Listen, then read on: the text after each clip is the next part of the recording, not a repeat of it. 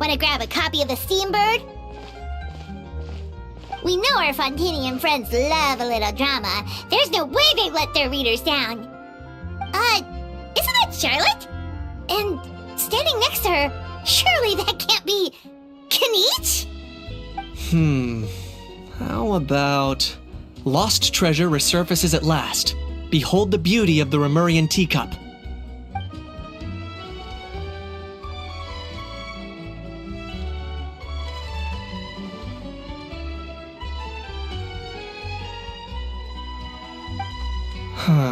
Pretty shocking.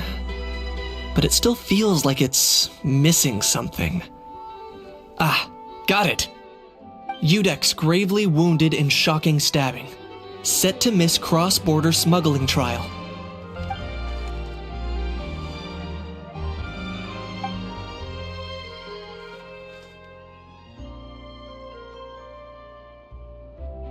Huh? What?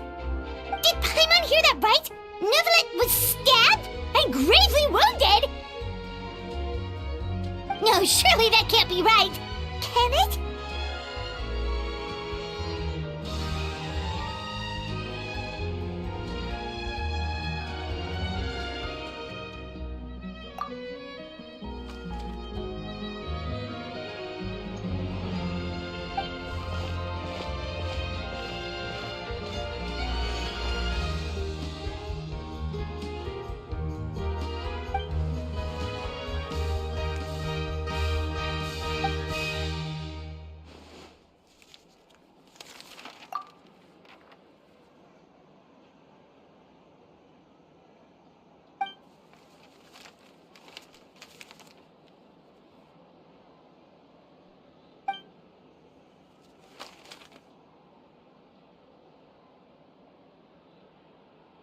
Hey there, you two. Fancy running into you here. Yeah, that, and also a less than pleasant shock. What the heck was all that about a Saurian meat restaurant and the Udex getting stabbed? Please say you weren't being serious.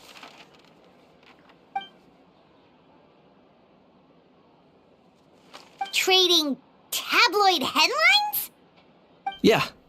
Charlotte and I were having a little contest to see who could find the most ridiculous fake news stories. Either I got lucky, or I have a knack for honing in on the most outrageous material.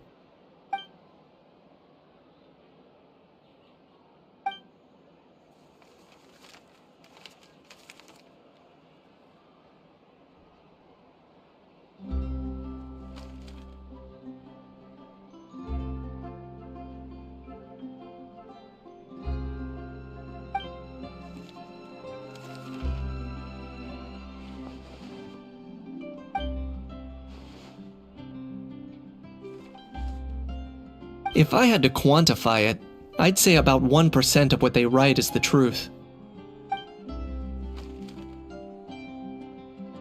Huh? Him? Lenient? Oh, you gotta be kidding! Ah! Don't get me wrong. I'm not trying to give credit to these so-called news stories for occasionally including a grain of truth. All I'm saying is, even the wildest leaps of the human imagination are always rooted in reality. You mean all those fake headlines you mentioned actually do have some basis in fact? Sure they do. For instance, there was in fact a smuggling trial recently. Considering the amount of speculation surrounding the smuggled goods, it's no wonder there are rumors about restaurants serving saurian meat or teacups being unearthed from ancient ruins. But in reality, the goods in question were simply a few ancient relics dug up from ruins in Natlan. Rest assured, no saurians were harmed in the process.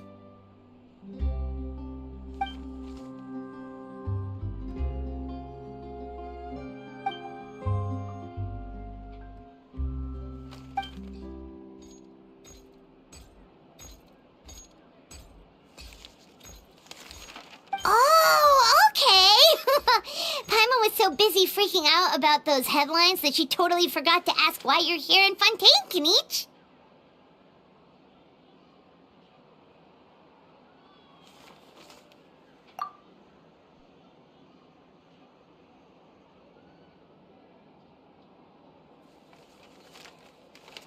It was a pretty open and shut case, and my testimony in court was clear enough.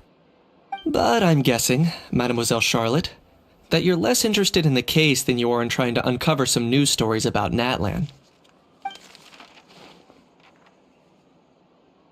I appreciate your kind invitation, but like I said, storytelling isn't really my forte. Kaniche the speechless! Kaniche the tongue-tied! Huh? If you're dead set on doing an interview, why not talk to the Traveler instead?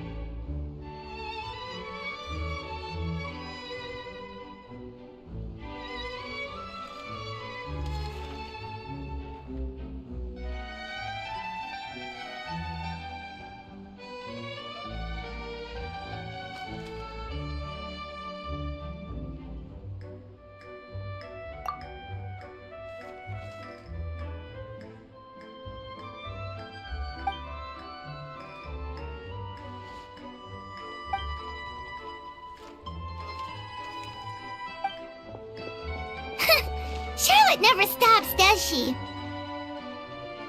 Anyway, Paimon just has to ask. That how thing that popped out before, or was it a how? It kind of looked like a how, but at the same time... Oh, that thing. Yeah, that was a how. Huh?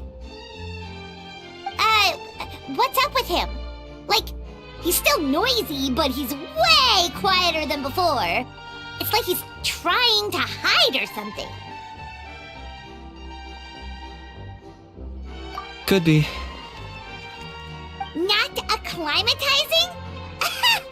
Aw, poor Almighty Dragon Lord is not feeling well. Too bad he can't come out to argue back.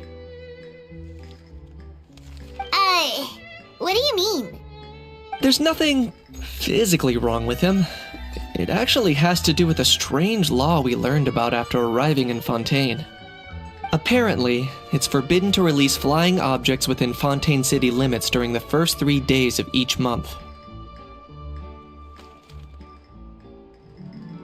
Paimon sure does. Paimon's been down this road before. There's an easy solution. As long as Kaniche holds onto a house tail, he'll be considered an Almighty Dragon Lord balloon, not a flying Almighty Dragon Lord. Not gonna lie, I was considering that. But a how wasn't too thrilled with the idea of huffing and puffing away in the form of a mini helium balloon. That said, it's pretty annoying how he keeps randomly popping up all of a sudden. Anyway, this morning I saw a notice outside the Palais Mermonia about an event that's set to take place outside the city soon. Something to do with filmmaking. I hear that's all the rage here. I was planning to stay here and do some exploring for a few extra days anyway, so I think I'll go check it out. It'll be a good chance to let that noisy helium balloon out. He might even learn a thing or two. If you're free, why don't you come along?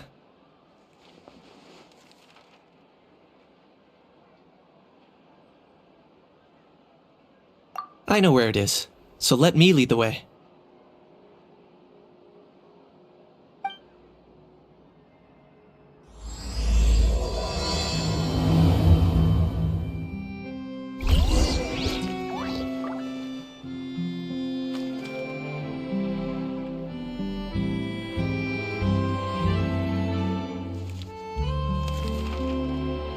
Every journey has its final day. Don't rush.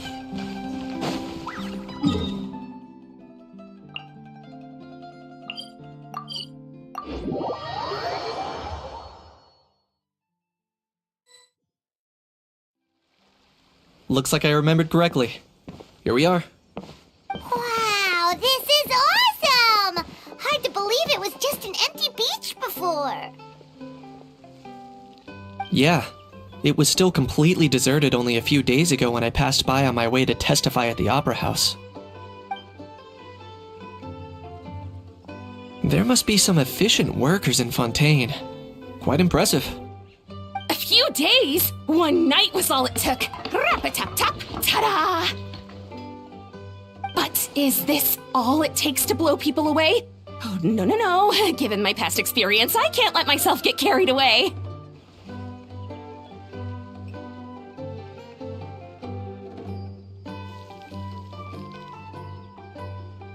Well, I can't believe you actually remember me.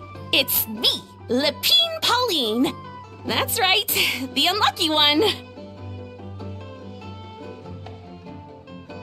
Of course! How else would we have managed to build Fantasyland in a single night? Fantasyland? At least that's how I like to think of it myself.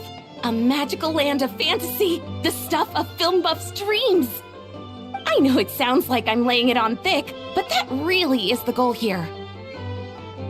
As you can see, the theme of this amusement park is Fontainian filmmaking, a place for all film lovers to come together and co-construct a world of dreams. Co-construct? Well, that's a relief. Sounds like you're sharing the cost this time rather than pouring your entire life savings into a single project. Nope! I might be inviting others to help fund this, but that doesn't mean I haven't thrown all my life savings into it too! Huh? You've got to be kidding. Ha! Look at you, puny little humans. Recklessly betting your entire future against some stupid vanity project. If you're expecting even an ounce of sympathy from the almighty Dragon Lord, dream on! Mockery is all you shall get, straight from the heart! Sorry, just ignore that little gizmoid. He likes to butt in occasionally. Do go on. Gizmoid? Who you calling Gizmoid? You're the Gizmoid! Wow! That's quite a nifty mecha you've got yourself there. Is it some sort of smart personal assistant? You ought to let Miss Charlotte see your cool gadget. Who knows? Maybe you could even look into mass production! Mass production? Ugh, insolent, vulgar, and disrespectful! I, the almighty Dragon Lord, am one of a kind! There has never been another like me, nor will there ever be! And another thing, smart is the I shall have you know that I am Kahulahau, forebear of ancient wisdom. I lived for eons long before any of you were born! What? Heavens above!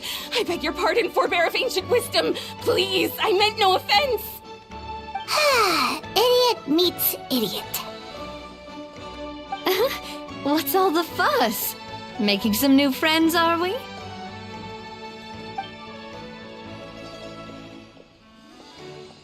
Miss Navia! Allow me to introduce the star behind all the work that's gone into this venue. Miss Navia, president of Fontaine Spina di Rosula. Hello, everyone. Partner, Paimon, how have you been lately?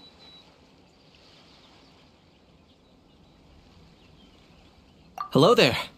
I'm Kanich.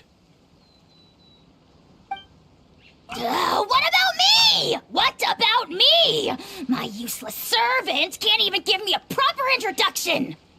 You'd think someone yelling their name out in the middle of a public street really needs an introduction? He's not wrong. I caught yours just now, in fact. So, you must be the almighty Dragon Lord, Mr. Ahau. It's a pleasure to meet you.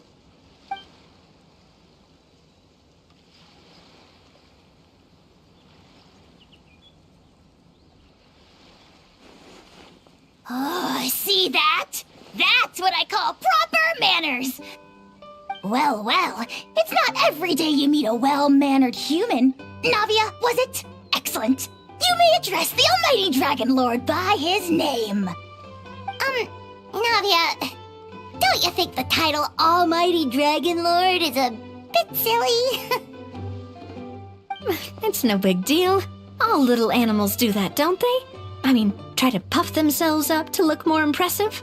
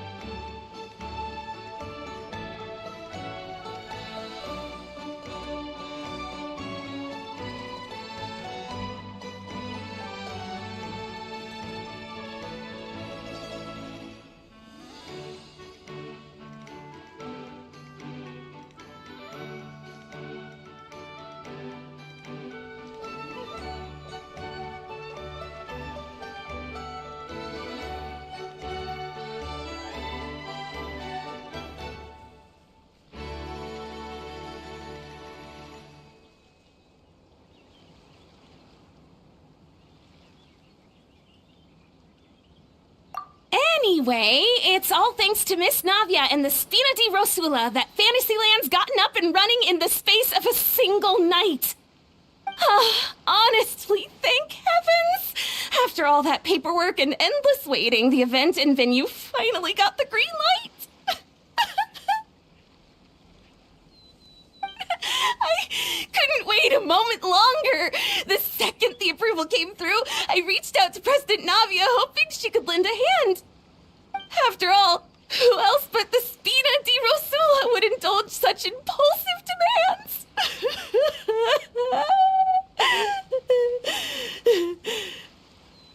Sorry, Traveler. Miss Lapine Pauline sometimes gets a bit overwhelmed by her own excitement, as you can see. I'm guessing she hasn't gone into much detail about the event yet, so let me fill you in. In short, the Chevalmarin Film Fantasyland is a fan convention that's open to film enthusiasts from all over Teyvat. Miss Lapine Pauline is hosting this event and also providing technical support. Huh? Chevalmarin? That's right! The one and only Surintendant Chevalmarin! After much persistence and many solicitations, I finally obtained Lady Farina's permission to use the image of her close friend. Not only is our adorable mascot drawing in fans by the minute, but she's also boosting her own popularity. And that was always the goal! A win-win arrangement.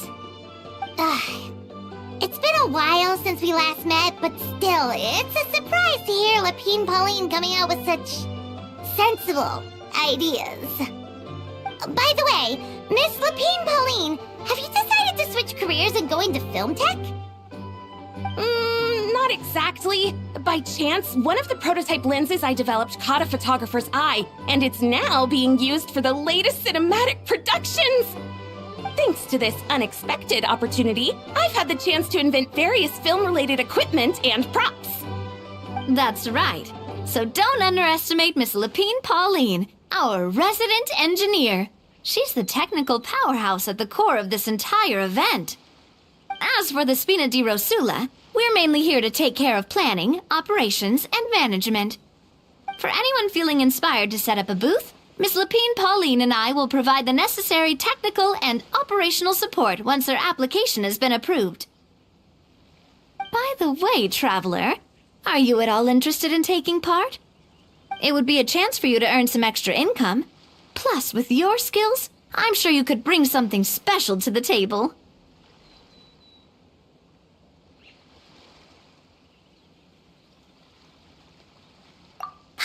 Would be even more tempted if you were to, say, throw in one of those fancy feasts she's seen in those gourmet food reels. Well, as it happens, that'll be a piece of cake. Everyone needs to eat, whether they be tourists or the stall owners themselves. So thanks to Miss Navia's help, we've managed to invite none other than the celebrity chef Miss Escoffier to run our theme restaurant. Look over there!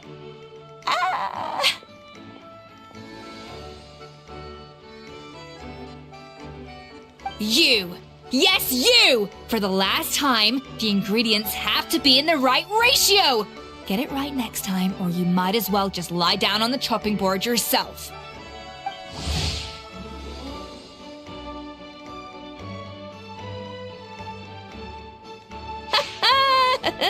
She seems a bit busy right now. Well, I'm sold. I think I'll make a How go be her assistant. You little... What's your game here? Demoiselle, sorry to bother you, but there's an issue over here that requires your personal attention. Apologies. Looks like it's back to work with me. Please feel free to take a gander at what we've got. Anyway, if you're interested in taking part, come find me later.